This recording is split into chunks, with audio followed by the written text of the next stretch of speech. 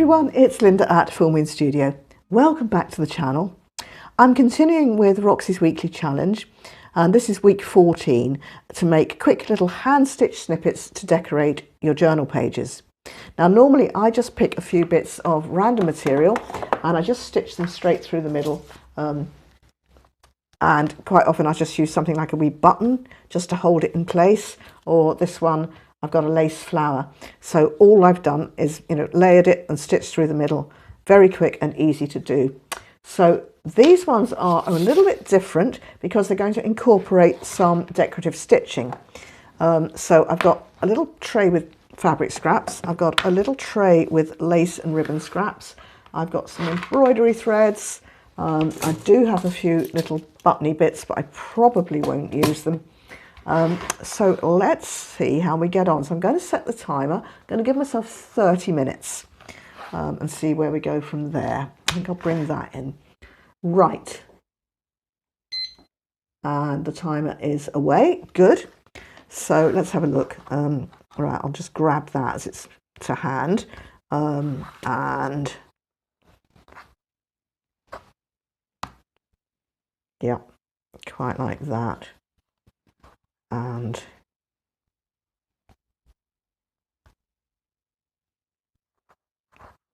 wee bit of lace. I'm not sure whether it's going to go on top or down below, but that's one. Okay. Next.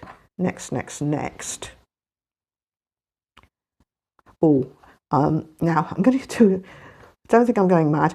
I think I'm going to do a little bit of Christmas fabric because I really do feel that I want to start getting ahead. I know Easter's only just gone, but I thought if I just start making a few little bits and pieces, then when I come to make Christmas journals, I will have some things ready to go.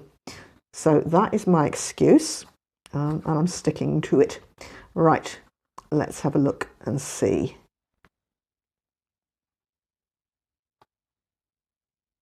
That's a bit too much behind there. Oh, maybe that one. And what have we got in the way of? What have we got in the way of a piece of lace to decorate that?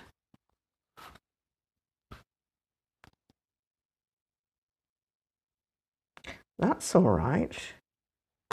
I think.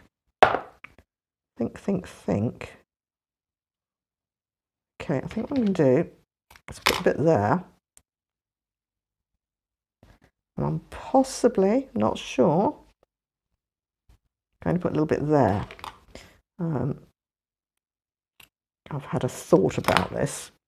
So that's another one. And then let's do this bit of blue. And let's find it something different for its background. That's quite nice. And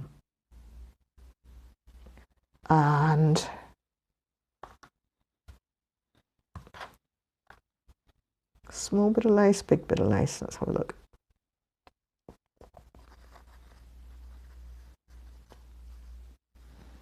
That'll be all right. I think maybe just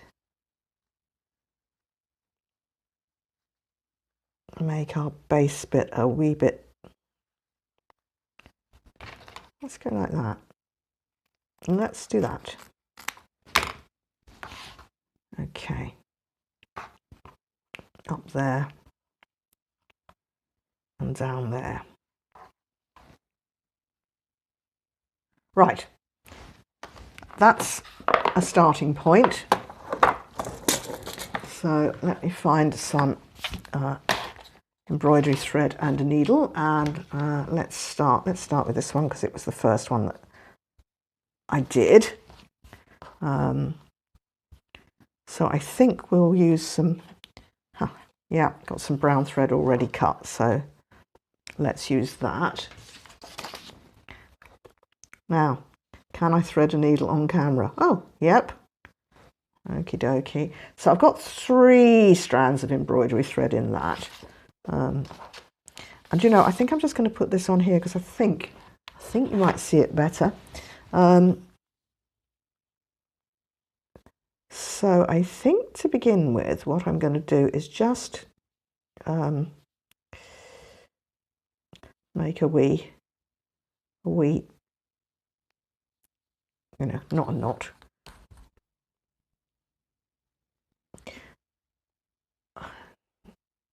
A starting point. Now, I haven't embroidered or stitched for donkey's years. And oddly enough, I was going through some stuff yesterday and I found some old cross-stitch kits. Oh, great. Particularly as one was a needle case kit. And I thought, well, if I'm going to start sewing again, because I've kind of felt that I'm interested, then I would, you know, do well to make myself a needle case. Anyway, I got it out. I can't see. I mean, it's 14 count. I could not see a thing. So I figured, well, that's not really going to happen, is it? So I think, sorry, go back to this now. I think what I'm going to do is kind of backstitch that onto that, if that makes sense. So of course I've forgotten all of my embroidery stitches. I honestly can't remember. I do have I've got a ton of embroidery floss. I inherited my grandmother's sewing box when I was about 8 or 9, and that's actually when I first got interested in embroidery. So I was talking the other day and said, I thought the first craft I ever did was making books with stolen typewriter paper from my mum, and I think it was. But then I also definitely had a go. I seem to remember, again, stealing, and it was one of Dad's handkerchiefs and I embroidered all around it. Mum thought it was funny. Dad was not best pleased. But there you go. And then I think eventually I got a proper, I think it was embroidery transfers in those days, and an old pillowcase, and I carried on doing that. And actually I can even remember what it was. It was Signs of the Zodiac. I'm not sure I ever finished it, but that was that. And then since then, I kind of, I suppose in my early 20s, I got into cross stitch. So I ended up with a lot of embroidery flosses there. And then I've inherited something else, which is the subject of, I'm actually going to show it you on video. It came from a family friend, a gentleman, and the way he's organised his floss is just unbelievable. So I probably will just do a quick video to show you that, because it's just amazing. Anyway, so I'm just back stitching up here.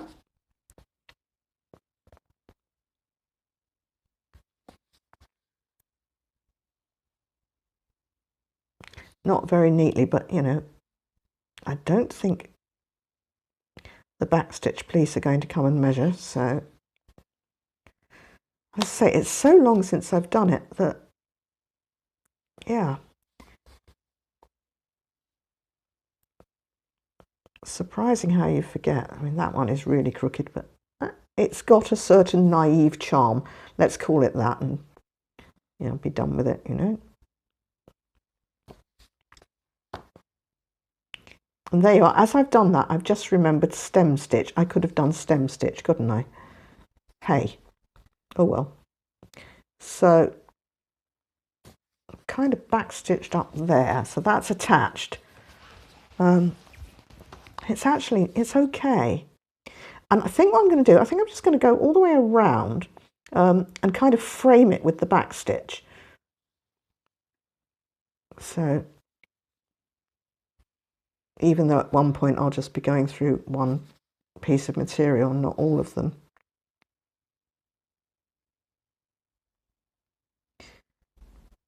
If I could remember how to do blanket stitch, that would be quite a nice way to put a little patch on, wouldn't it? So you can see that I'm going to have to really brush up on my embroidery skills if I'm going to be making these.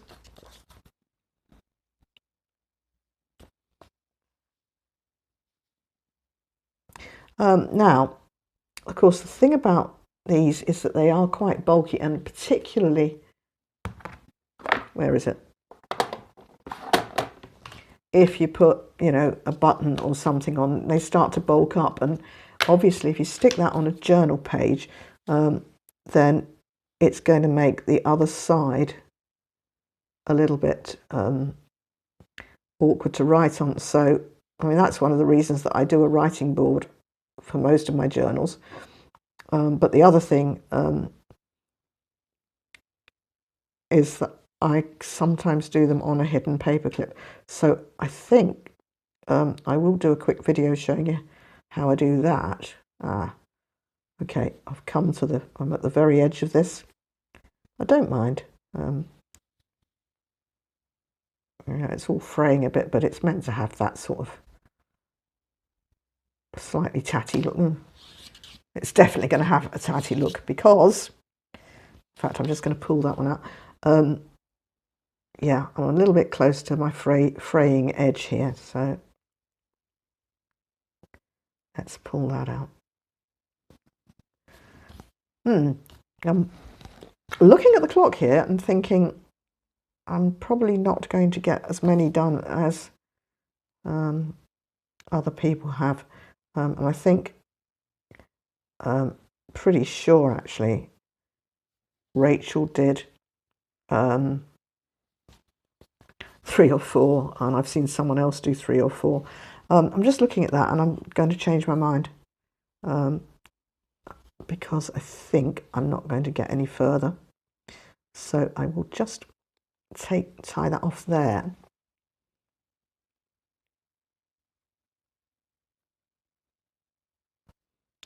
I mean, I have no doubt if any experienced embroiderers are watching this, they're shuddering, but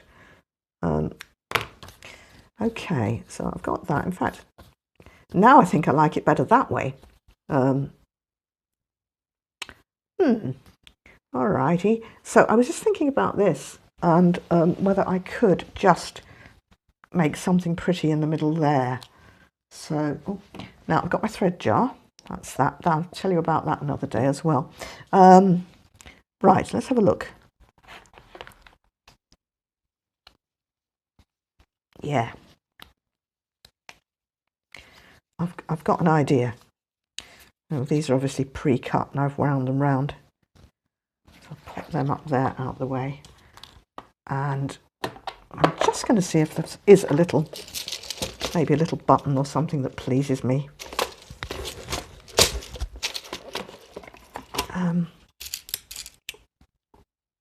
Bit too red, isn't it?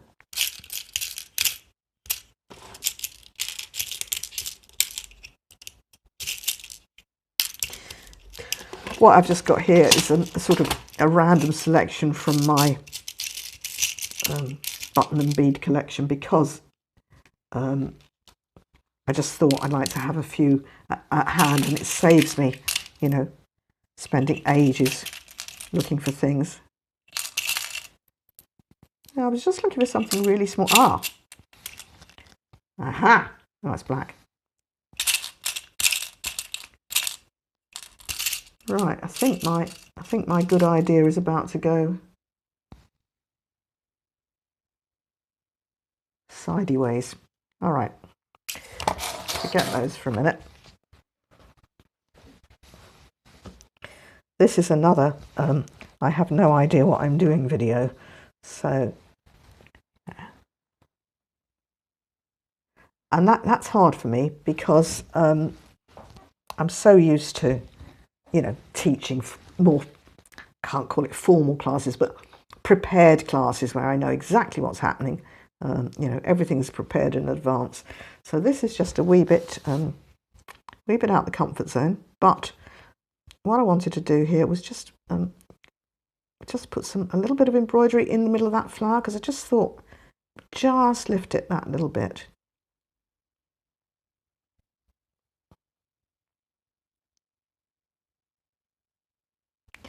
Right. So I think what I'll do, I can't decide whether to start in the centre and come out. Yes, I think I will. I'll start just around there, and then I'm just going to, you know, put a few random stitches just straight stitches. I think this is called just straight stitch.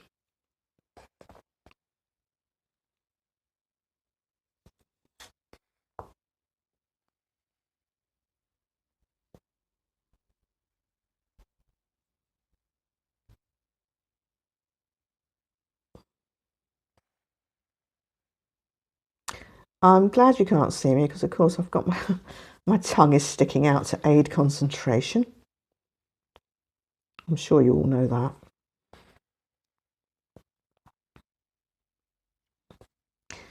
Mr. Mac and I used to teach stained glass, and we noticed that when people were soldering for the first time, they held their breath, and we used to literally have to say to them, breathe, don't forget to breathe.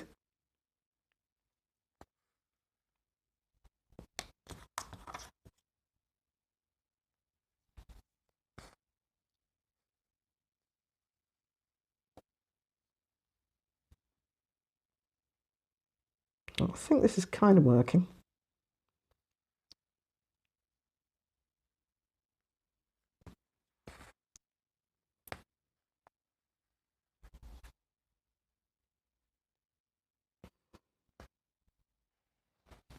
See?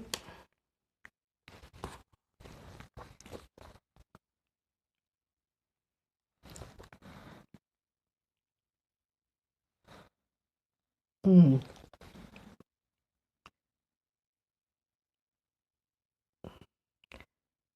think I'm going to have to get one of those old ladies magnifying glasses, you know, the things that go around your neck, and probably one with a light on.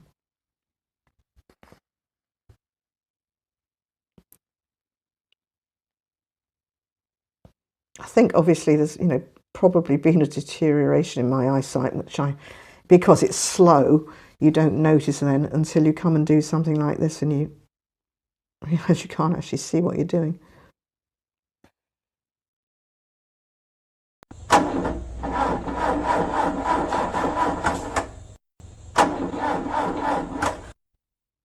So, huge apologies for the interruption. I was happily stitching and chatting away to you there, and when the timer went off, I reached up to switch off the camera and realised the battery had gone dead. So it went dead just about where I was finishing this one off. And then I did go on and do another one in my 30 minutes, a blue one, and for the life of me, I can't find it. However, I was having such fun with them, I went on and did another 3.